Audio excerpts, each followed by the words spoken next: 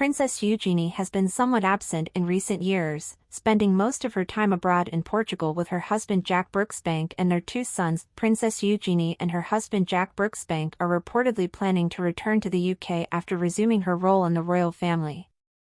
This comes after Eugenie felt she needed to leave after the royal family felt abandoned due to the negative press surrounding her parents. Now, feeling homesick and taking on more responsibility, the couple are ready to return from Portugal.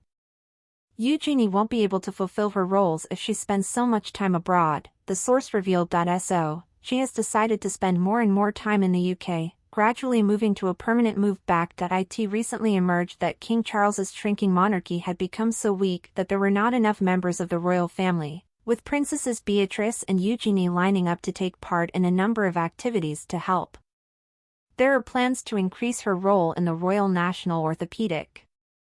There are also discussions about official royal events where she will replace senior members of the royal family if they are unable to attend. Eugenie's growing involvement with the royal family has already begun to show. Just last week, the princess interviewed former Prime Minister Theresa May for her Floodlights podcast, hosted by her anti-slavery collective, and visited schools to talk about the initiative. The princess feels at home here, the source said. Participating in worthy causes and acting as a representative of her family is what she does best. It makes her feel happy and fulfilled. However, the source adds that there is a rather sad reason behind Eugenie's decision to spend so much time abroad in recent years. She felt abandoned by her family and needed a break from the constant negative attention her mother and father received, the source said. The source adds that as part of his position at Discoveryland, Jack did not have to take on the role of overseeing sales and marketing at the Costa Terra resort in the Algarve. In fact, it was a joint decision the couple made to get their family out of a negative situation. All the troubles that happened had absolutely nothing to do with the girls, Beatrice and Eugenia, but they felt the weight of the world on their shoulders, the source explained. It was a very difficult time for them and Eugenie felt she needed to leave.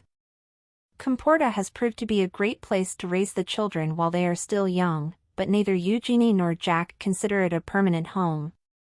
The princess and her family spend time at Ivy Cottage at Kensington Palace when they are in London, or at Frogmore when they visit their parents in Windsor.